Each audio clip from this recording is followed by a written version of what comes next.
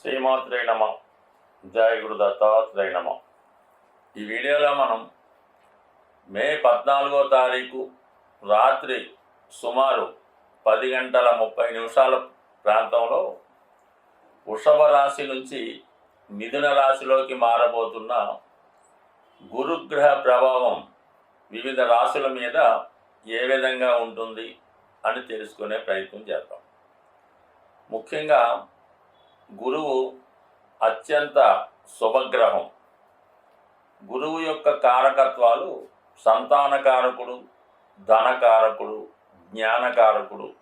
అలాగే మనం గత జన్మలో చేసుకున్నటువంటి పుణ్య ఫలితాన్ని ఈ జన్మలో మనకు అందించే ప్రయత్నం గురుగ్రహం వల్ల జరుగుతూ ఉంటుంది. మనం ఈ జన్మలో చేసుకున్నటువంటి పుణ్య కార్యక్రమాలు, ధర్మ కార్యక్రమాలన్నీ కూడా గురువు మనకి వేరే రూపంలో అనుగ్రహించడం జరుగుతూ ఉంటుంది. అలాగే గురువు ఒక శుభగ్రహ రాశిలోకి ప్రవేశించినప్పుడు ఆ శుభగ్రహం యొక్క రాశి ఫలితాలను కూడా కలిపి మనకి అందించడం జరుగుతూ ఉంటుంది. మరి ఇప్పుడు గురువు ప్రవేశిస్తబోతున్నటువంటి మిథున రాశి, అది బుధుని యొక్క స్వక్షేత్రం. బుధుడు ఒక విద్యార్థి లాంటి వాడు అన్నమాట. చాలా యువకుడు అవటం వల్ల విద్యార్థిగా ప్రతిదీ తెలుసుకునే ప్రయత్నం బుధుడు చేయడం జరుగుతూ ఉంటుంది. అలాగే విద్య, ఉన్నత విద్య, టెక్నాలజీ బుధుడు కారకత్వాల్లో ఉంటాయి. అలాగే వ్యాపారానికి కూడా బుధుడే కారణమవుతుంటాడు. ఇప్పుడున్నటువంటి అకౌంటెంట్స్ అవనవ్వండి, ఈ ఫైనాన్స్ అవనవ్వండి, వాటి లెక్కలు, వ్యవహారాలు, అంటే మొత్తం వ్యాపారం అంతా కూడా బుధుడి యొక్క తెలివితేటల మీద రాశిలో, లగ్నంలో బుధుడు ఉన్నటువంటి స్థితిని బట్టి ఆధారపడి ఉంటాయి. అటువంటి బుధుడు రాశిలోకి గురుగ్రహం ప్రవేశించడం వల్ల ఇది ఎక్కువగా విద్యార్థులకి చాలా ఉపయోగపడుతూ ఉంటుంది, వ్యాపారస్తులకి ఉపయోగపడుతూ ఉంటుంది. ముఖ్యంగా వ్యాపారం అభివృద్ధి చెందుతూ ఉంటుంది, మనీ రొటేషన్ పెరుగుతుంది. దానివల్ల ఏంటంటే జనులందరికీ కూడా ఈ ఫలితాలు అందడం జరుగుతూ ఉంటుంది. వాణిజ్యంగా ఒక రాష్ట్రమో, ఒక దేశమో, ఒక నగరం ఎదిగినప్పుడు అందులో ఉన్న వారందరికీ ఏ విధంగా ప్రయోజనం కలుగుతుందో ఈ సమయంలో కూడా అందరూ జ్ఞానవంతులై, విజ్ఞానవంతులై మంచి కార్యక్రమాల యందు ఆసక్తి చూపడం జరుగుతూ ఉంటుంది. ఆ కారణాల వల్ల మరి బుధుడు యొక్క రాశిలోకి గురుగ్రహ ప్రవేశం ఏ ఏ రాశుల వారికి అనుకూలంగా ఉంటుంది అనుకున్నప్పుడు, సాధారణంగా గురువు కేంద్రాల్లోకి వచ్చిన, అంటే 7, 10, 4 వచ్చిన కోణాల్లోకి వచ్చిన, అంటే 5, 9లోకి వచ్చిన అనుకూలిస్తాడు. అలాగే ధనస్థానంలోకి, లాభస్థానంలోకి వచ్చినప్పుడు విశేషంగా ధనం ఇవ్వడం జరుగుతూ ఉంటుంది. కేవలం గురువు తను మీ యొక్క రాశికి ఏ ఏ భావాలకి కారకత్వాలు వహిస్తుంటాడో ఆ ఫలితాలతో పాటు గురువు సహజంగా ఉన్నటువంటి సంతానాన్ని, ధనాన్ని, విజ్ఞానాన్ని, సంస్కారాన్ని కూడా ఇవ్వడం జరుగుతూ ఉంటుంది. అంటే మనకి ఏమి దశలతో గిశలతో సంబంధం లేదు. సాధారణంగా గురువు 5వ స్థానంలోకి వస్తే సంతానాన్ని ఇవ్వడం, 9వ స్థానానికి ఇస్తే ఉన్నత విద్య, ఇవి కామన్గా జరుగుతుంటాయి. అటువంటి శుభగ్రహం ఇప్పుడు మిథున రాశిలోకి రావడం జరిగింది. మరి మిథున రాశిలో ఏ గ్రహం వచ్చినా కూడా దాని యొక్క ఫలితాలు చాలా తొందరగా ఇవ్వడం జరుగుతూ ఉంటుంది. అంటే బుధుడు అతి శీఘ్రంగా ప్రయాణించే గ్రహం, అంటే చంద్రుడు తర్వాత వేగంగా ప్రయాణించే గ్రహం బుధ గ్రహం. అటువంటి బుధ గ్రహంలోకి, బుధుని యొక్క రాశిలోకి గురువు రావడం వల్ల కంపల్సరిగా రావడమే అటు విద్యా వ్యవస్థ బాగుపడుతుంది, వ్యాపారం పెరుగుతుంది, మీడియేటర్గా ఉన్న వాళ్ళందరికీ కూడా చాలా అనుకూలంగా ఉంటుంది. ముఖ్యంగా విదేశ వ్యవహారాలు బాగా చక్కబడే అవకాశం ఉంది. మరి ఇదే సమయంలో గురుగ్రహం ఏదైనా ఒక రాశిలోకి ప్రవేశించినప్పుడు ఆ ప్రవేశించిన రోజు నుంచి పుష్కరాలు ప్రారంభమవుతాయి. అంటే పుష్కరాల్లో ఏ నదికి పుష్కరం వస్తే ఆ నదిలో స్నానం చేయడం వల్ల మరి వ్యక్తుల యొక్క పాపాలు నశిస్తాయని, వారి యొక్క పెద్దలు సంతోషిస్తారని, మరి జాతకుడు పరిపూర్ణంగా ఉండడం జరుగుతుంటుంది. మరి ఈ సంవత్సరంలో మరి ఇప్పుడు గురువు మారడం వల్ల సరస్వతి నదికి పుష్కరాలు రావడం జరుగుతూ ఉంది. ఇది కూడా ఒక విధంగా మరి విద్యార్థులకి, వ్యాపారస్తులకి అనుకూలంగా ఉంటుంది. కాబట్టి మీ యొక్క రాశులను బట్టి మిగతా గ్రహాల స్థితిని బట్టి వీళ్ళున్న వాళ్ళు అంటే కేవలం ఈ పుష్కరాలు వచ్చినప్పుడు సరస్వతి నది అనుకోకుండా అవకాశం ఉన్న వాళ్ళు అక్కడ స్నానం చేయొచ్చు. లేని వాళ్ళు ఆ 12 రోజుల్లో ఏదో ఒక పుణ్య నదిలో కూడా మనం స్నానం చేసినా ఆ ఫలితం మిగతా వాళ్ళందరికీ కూడా రావడం జరుగుతుంటుంది. కాబట్టి ఇది ఒక రెమెడీ లాగమాట. మనం ఏదన్నా గురుగ్రహం అనుగ్రహం కావాలంటే ఈ పుష్కరాలు జరిగే సమయంలో నదీ స్నానం చేయడం వల్ల జాతకుడి యొక్క పుణ్యం మరింత బలమై జాతకుడు ఇంకా ఆరోగ్యంగా, ఐశ్వర్యంగా, ఆనందంగా ఉండే అవకాశం ఉంటుంది. మేషరాశి వారి మీద మే 15 నుంచి మారబోతున్న గురుగ్రహ ప్రభావం పరిశీలించినప్పుడు మరి రాశి వారికి 3వ స్థానంలోకి ప్రవేశించడం జరుగుతూ ఉంది. ఈ మేషరాశి వారికి గురువు భాగ్యాధిపతి, వ్యయాధిపతి రెండు కూడా ఆధ్యాత్మిక చింతన, మోక్షాన్ని కలిగించే స్థానాలు అవడం వల్ల అటువంటి పైపెచ్చు మేషరాశి అధిపతి కుజుడికి గురువు మిత్రగ్రహం. అటువంటి మిత్రగ్రహం ప్రస్తుతం 3వ స్థానంలో వెళ్ళడం జరుగుతుంది. తృతీయ స్థానం మనకి ఏం చెప్తుందంటే ధైర్య సాహసాలు, కమ్యూనికేషన్సు, చిన్ననాటి స్నేహితులు, మీ తర్వాత జన్మించిన వాళ్ళు, ఇవన్నీ కూడా 3వ స్థానం బట్టి తెలుసుకోవడం జరుగుతుంది. దీన్ని బట్టి 3వ స్థానంలోకి గురువు రావడం వల్ల మీకు కొత్తగా మిత్రులు పరిచయం అవుతారు. వారు మీ యొక్క అభివృద్ధికి కారణం అవుతూ ఉంటారు. అంటే కొత్తగా మిత్రులు అంటే ఒక మంచి వ్యాపారవేత్త కానీ, మంచి విద్యావేత్త కానీ మీకు మిత్రుడుగా మారడం వల్ల, లేదంటే ఏదన్నా ఒక కమ్యూనికేషన్ ద్వారా పరిచయం అవడం వల్ల వారి సలహాలతో మిమ్మల్ని మీరు ఇంకా వ్యాపార పరంగా అభివృద్ధి చేసుకోవడానికి కారణం అవుతూ ఉంటుంది. దాని తర్వాత మీ యొక్క తోబుట్టువులు, మీ తర్వాత జన్మించిన వాళ్ళు మీకు అన్ని విధాల సహకరించే అవకాశం ఉంటుంది.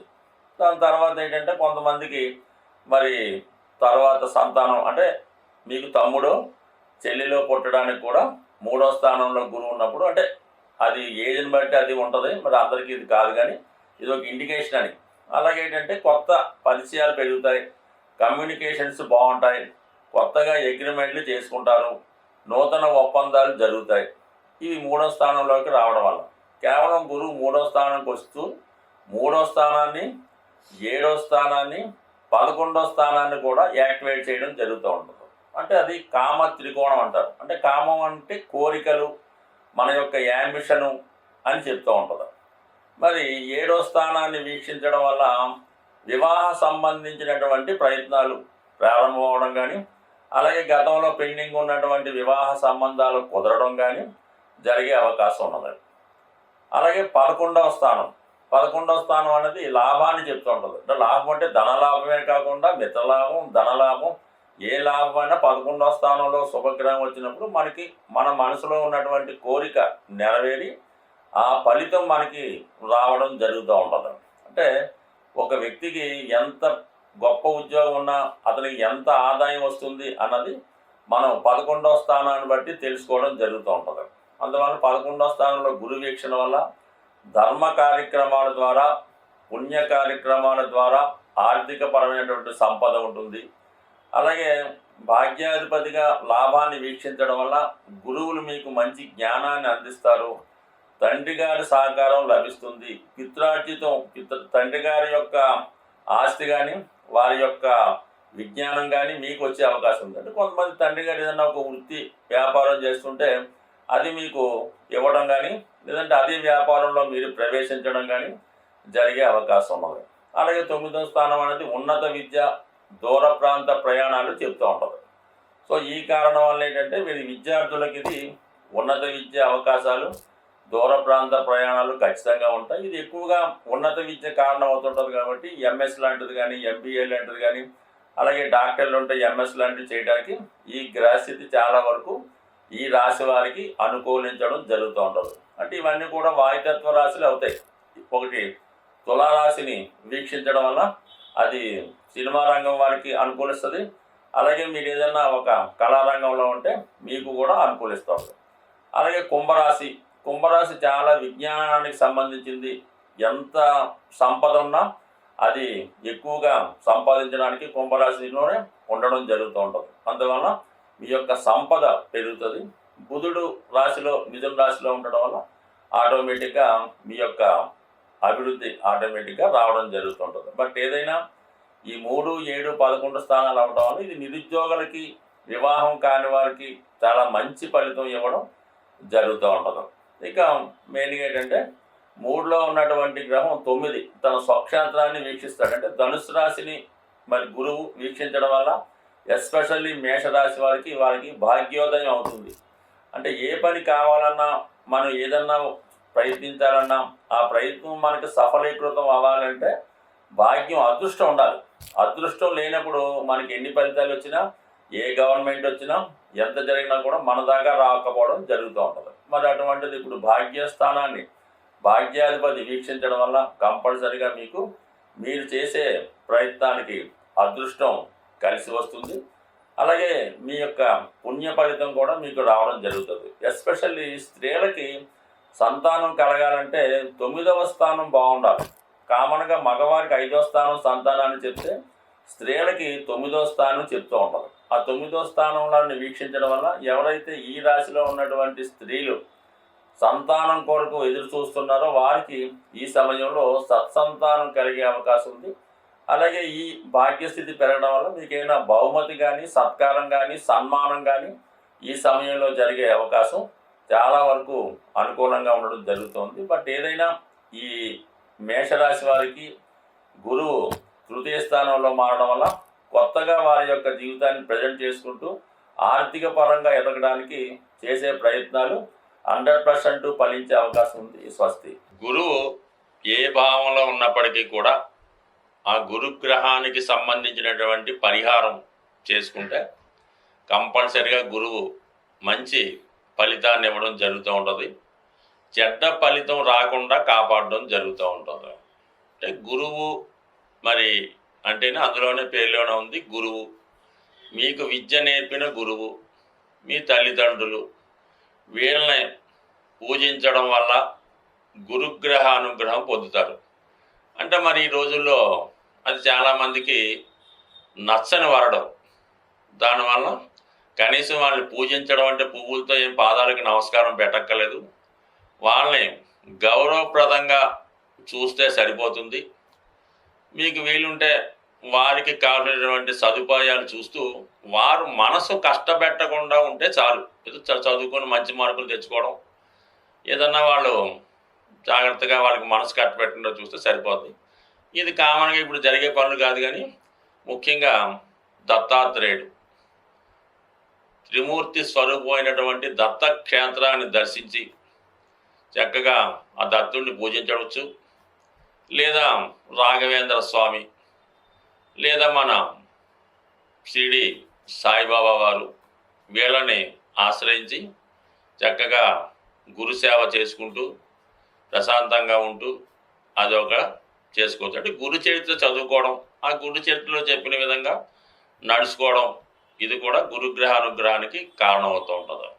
వీటన్నిటికన్నా ది బెస్ట్ ఏంటంటే ఏదైనా గురువారం రోజు గోశాలను సందర్శించి అక్కడ ఆ గోశాలని శుభ్రంగా తుడిసి అక్కడ ఉన్నటువంటి చెత్తా చెదారం తొలగించి దోమలు ఈగలు రాకుండా శుభ్రంగా ఏదో కూలరో ఫ్యానో ఏర్పాటు చేసి సంవత్సరం కోసారన్నా ఆ గోరక్షణ చేయడం వల్ల, గోవుకి శుభ్రంగా స్నానం చేయించడం వల్ల, గోవుకి అనేక రకాల పదార్థాలు ఏమి అక్కర్లేదు కానీ చక్కగా పచ్చగడ్డి పెట్టడం వల్ల మీకు విద్య కావలసిన వాడు పచ్చగడ్డి పెట్టండి, ధనం కావలసిన వారు తోటకూర పెట్టండి, అలాగే ఆరోగ్యం కావలసిన వారు నానబెట్టిన శనగలు పెట్టండి. సో ఏది పెట్టినా మంచి ఫలితం ఇవ్వగలిగేది గురుగ్రహానికి చాలా మంచి రెమెడీ మన ఈ గోసేవ. దీని అన్నిటికన్నా అన్ని గ్రహాలకి మంచిగా చేసే ఒక రెమెడీ ఏంటంటే మీరు అంటే ఇంకా మన చేత కాదు, ఇంకా మొత్తం అన్ని ఇబ్బందులు మనకే ఉన్నాయి, అటు భార్య విడిచిపెట్టింది, తల్లిదండ్రులు తరివేశారు, అప్పులోళ్ళు ఇబ్బంది పెడుతున్నారు, కట్టుకోవడానికి సరైన బట్ట కూడా లేదు అనుకున్నవారు మీరేం చేస్తారంటే ఏదైనా ఒక టెంపుల్లో చక్కగా మకాం అక్కడికి మార్చేయండి. ఆ టెంపుల్లోనే పడుకోవడం, పొద్దున్నే 4 గంటలు లేచి శుభ్రంగా టెంపుల్ని శుభ్రంగా తుడిసేసి వచ్చిన పూజారి గారికి సహాయం పడుతూ వచ్చిన భక్తులకి ఏదో దారి చూపించడం, వాళ్ళకి పూజలో సహకరించడం చేస్తూ కేవలం ఆ గుడిలో ప్రసాదం మాత్రమే తింటూ ఒక వారం రోజులు ఈ విధంగా చేయడం వల్ల జన్మల దరిద్రం తీరిపోతూ ఉంటుంది అన్నమాట. అంటే మీకు మన ఊర్లో గుడి అనుకోండి, సిగ్గుపడవచ్చు, ఏం పర్లేదు, మీరు వేరే రాష్ట్రమైనా వేరే దేశమైనా లేదు కొద్దిగా దూర ప్రాంతంలో ఉన్న గుడైనా చక్కగా ఆ గుడిలో సేవ చేసి ఆ నైవేద్యాన్ని స్వీకరించి చాలా మరి అంటే అక్కడ కూడా కొంత నియమంగా ఉండాలి. కొంతమంది ఆ గుళ్ళో పడుకొని గుళ్ళో చేస్తూ రాత్రి మందు కొడుతుంటారు. అలా కాకుండా చాలా జాగ్రత్తగా ప్రశాంతంగా పవిత్రంగా ఉండడం వల్ల చాలా మంచి ఫలితం రావడం జరుగుతూ ఉంటుంది. ఇది ఒకసారి చేసి చూడండి. మరి ఈ మధ్యనే ఒక గురువుగారు నాకేం చెప్పారంటే, మనకి శ్రీశైలంలో కొన్ని ఆశ్రమాలు ఉంటాయి. ఋషులు లాంటి వాళ్ళు ఆశ్రమాలు చేసుకుని వచ్చిన వాళ్ళకి భోజనాలు పెడుతుంటారు.